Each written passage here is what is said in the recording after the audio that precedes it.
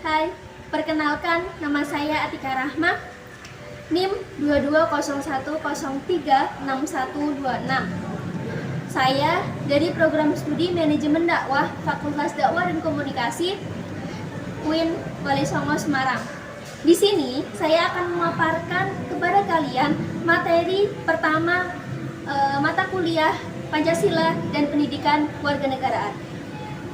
Yang saya akan paparkan itu 3 poin. Yang pertama, perbedaan nilai, norma, dan juga moral.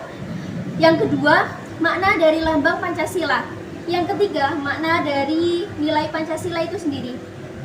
Yang pertama, yang saya akan bahas yaitu kaitannya perbedaan antara norma, moral, dan juga nilai. Yang pertama yaitu nilai. Nilai berasal dari bahasa Latin yaitu valere, berarti berguna.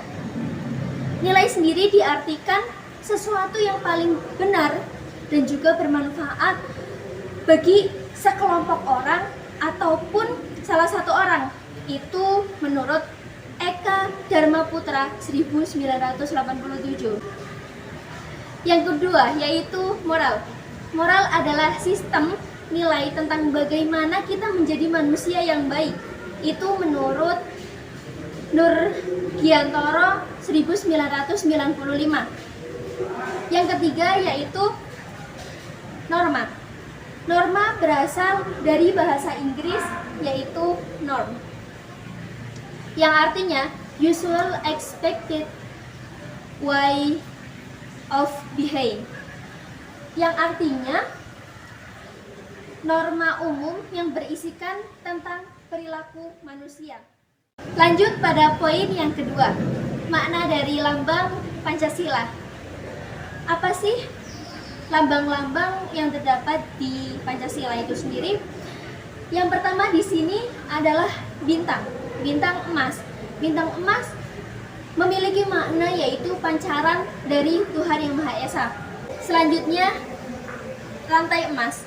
Rantai emas memiliki makna yaitu bahwa manusia sebagai rakyat Indonesia itu saling membutuhkan satu sama lain, atau biasa tolong menolong, tidak acuh satu sama lain. Yang ketiga yaitu pohon beringin. Pohon beringin yang besar melambangkan warga negara Indonesia itu sangatlah beragam. Ada yang dari suku Jawa, suku Madura, suku Batak, dan lain-lainnya. Dan Indonesia sendiri punya banyak pulau, banyak negara, banyak kota, dan juga provinsi. Selanjutnya yaitu kepala banteng. Kepala banteng sendiri melambangkan bahwa kita manusia itu hidup berkelompok, tidak sendiri-sendiri, bersama, bersatu. Selanjutnya yaitu padi dan kapas. Padi dan kapas itu melambangkan tentang pangan. Indonesia seharusnya memiliki kesejahteraan yang maksimal. Yang poin ketiga selanjutnya yaitu apa sih makna dari nilai-nilai Pancasila itu sendiri? Sila yang pertama yaitu ketuhanan Yang Maha Esa, melambangkan bahwa kita sebagai rakyat Indonesia itu mampu mempercayai bahwa Tuhan itu satu, ya Tuhan Yang Maha Esa. Selanjutnya, sila yang kedua, kemanusiaan yang adil dan beradab. Di sini kita sebagai manusia itu adalah makhluk sosial, jadi tidak ada pembedaan antara satu sama lain. Dan yang ketiga, sila yang ketiga, persatuan Indonesia. Apa sih maknanya? Maknanya di sini bangsa Indonesia memiliki rakyat yang martabatnya tinggi. Sila yang keempat yaitu kerakyatan yang dipimpin oleh hikmat kebijaksanaan dalam permusyawaratan perwakilan. Maksud dari sila ini yaitu kita sebagai warga Indonesia harus mampu menyelesaikan segala masalah dengan musyawarah sampai mufakat. Sila yang kelima, keadilan sosial bagi seluruh rakyat Indonesia. Maksud dari sila ini yaitu bahwa kita sebagai manusia itu harus bisa bersikap adil dalam segala hal. Itu saja materi pertama dari saya. Yuk lanjut. Ya, materi selanjutnya yaitu wujud nasionalisme dalam bangsa Indonesia. Nasionalisme sendiri berasal dari kata nation yang mempunyai arti bangsa. Tanpa nasionalisme, jalur sejarah di negara Indonesia ini akan berbeda. Nasionalisme pada hakikatnya yaitu merupakan suatu ideologi negara modern seperti halnya demokrasi dan juga komunisme. Nasionalisme contohnya cinta tanah air, memakai produk dalam negeri, berbahasa Indonesia setiap harinya, dan juga menghormati jasa para pahlawan. Pengertian politik bangsa. Pengertian politik berasal dari kata politics yang memiliki makna bermacam-macam kegiatan dalam suatu sistem. Selanjutnya, Pancasila sebagai etika politik Indonesia. Etika politik Pancasila artinya suatu proses pengambilan keputusan dan kebijakan lainnya yang harus diawali oleh nilai-nilai Pancasila. Prinsip dasar etika politik Indonesia yang pertama, pluralisme, yang kedua, hak asasi manusia, yang ketiga, demokrasi, yang keempat, solidaritas bangsa, dan yang kelima, keadilan sosial. Terima kasih, itu materi yang kedua dari saya. Yuk lanjut materi yang ketiga. Lanjut materi yang ketiga, Pancasila sebagai ideologi bangsa. Secara terminologis, ideologi didefinisikan oleh banyak orang secara berbeda-beda. Ideologi sendiri memiliki arti pikiran yang terorganisir, yakni nilai, orientasi, dan kecenderungan yang saling melengkapi.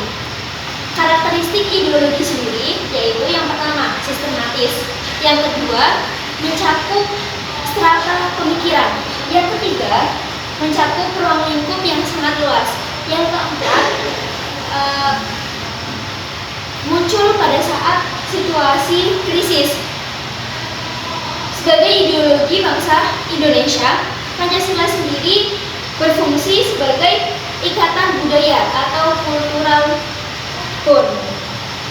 Pancasila adalah sesuatu yang sudah mendarah daging dalam kehidupan sehari-hari bangsa Indonesia. Jenis-jenis ideologi itu ada 4. Yang pertama, Marxisme, yang kedua, kapitalisme, yang ketiga, sosialisme, dan yang keempat, liberalisme. Ya, itu saja materi ketiga dari saya. Yuk lanjut materi yang keempat. Lanjut materi yang keempat, yaitu peran Pancasila dalam membangun negara yang demokratis. Di sini saya akan memaparkan 3 poin. Yang pertama, Pancasila sebagai dasar negara fundamental. Yang kedua, cita-cita masyarakat demokratis. Yang ketiga, peranan dalam keanekaragaman. Yang pertama, Pancasila sebagai dasar fundamental bagi bangsa dan tanah air. Di sini, nilai-nilai dasar Pancasila bersifat universal yang memperlihatkan nafas humanismenya. Yang poin kedua yaitu cita-cita masyarakat demokratis.